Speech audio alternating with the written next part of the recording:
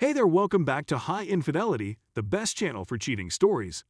Like and subscribe to channel for more spicy stories. Now, let's get into today's story video. I just got cheated on, and I don't know how to move on with my life. Hello, everyone. This is my first Reddit post, and it's about something that never occurred to me. I'm a 21-year-old woman who will graduate from college in a few months. I've had a difficult existence, but things have seemed to be improving in recent months. They just recently broke up again, and my ex-boyfriend was the reason. Before I go to my cheating ex-boyfriend, there are a few things you should know. For the last 2 years, I considered myself a lesbian, since the only other person I've ever loved was my female best friend, and the notion of male genitalia made me sick. I've had a lot of trauma with males, as well as daddy problems, and it persuaded me that I couldn't be with a guy. Until Adam came along 20. Adam was my first buddy. We met in September of last year and didn't become truly good friends until October. We did everything together, from library research to park visits to swimming. He was kind to me. When we went outdoors and it was below freezing, he handed me his gloves. When I was sad and couldn't stop sobbing, he brought me to the park and showed me all his thinking places. He was incredibly kind and always eager to listen. When I was feeling like I had nothing positive about myself, he wrote me a message explaining everything about me that was likable. Adam had a female companion. He had a girlfriend whom he allegedly despised, and he was always criticizing her, labeling her as domineering and poisonous.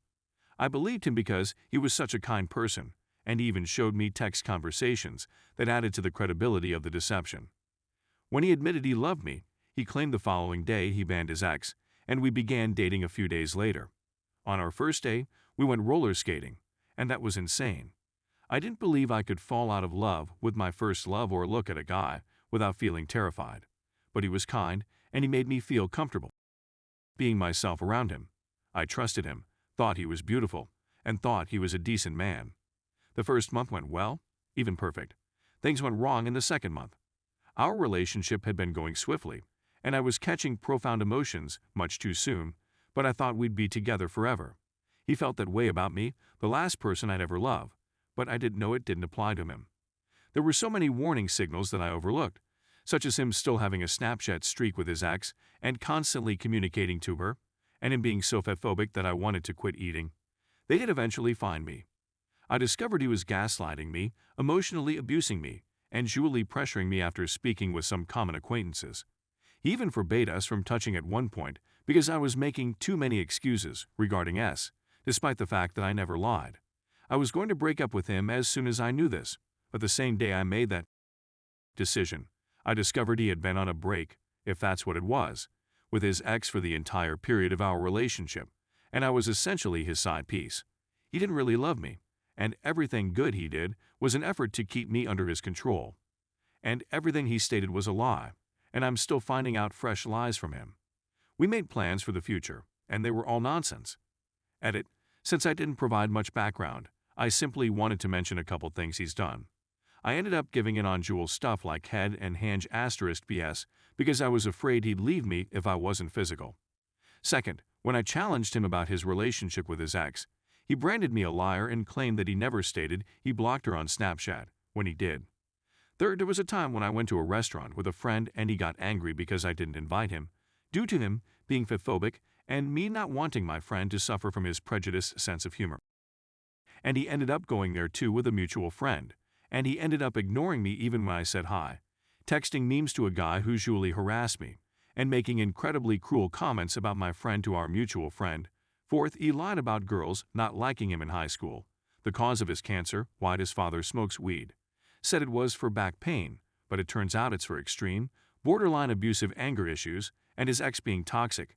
Turns out she's incredibly sweet, and he just wanted to play the victim. All of this I learned since one of our common acquaintances went to high school with him. I'd appreciate some advice. It's just been a week, yet I'm still furious and resentful. Every time I see him, I become so hot that I want to scream. How should I proceed? Now look at some replies. Calm, you get mad, really mad, cry, scream, in a pillow if necessary, break something, hit something, safely, listen to sad horrible music, watch terrible sad movies. Then tomorrow wake up, get ready, and start the rest of your wonderful life without that freaking loser. Focus on getting the FK out of college and having an amazing life. This is just a small blip in it that will teach you very valuable lessons in future relationships. So learn them, and next time remember this. You got this, and you will do great things. Just remember, life is very hard and really sucks. You want to be with someone that makes it suck less, brings the absolute best out of you, and makes you smile. If they make your life harder, bring out the worst in you, and make you cry, you are better off alone. Op says, thank you. I've been trying to focus on the future while giving myself time to mourn our love as well. It's hard juggling both, but it's important that I keep moving. It just sucks right now because he's like a parasite sucking all the good out of me, and I keep thinking about how much I want the memory of him wiped from my brain.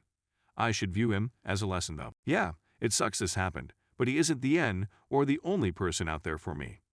I have to keep reminding myself of that until I know it's the truth. Next calm.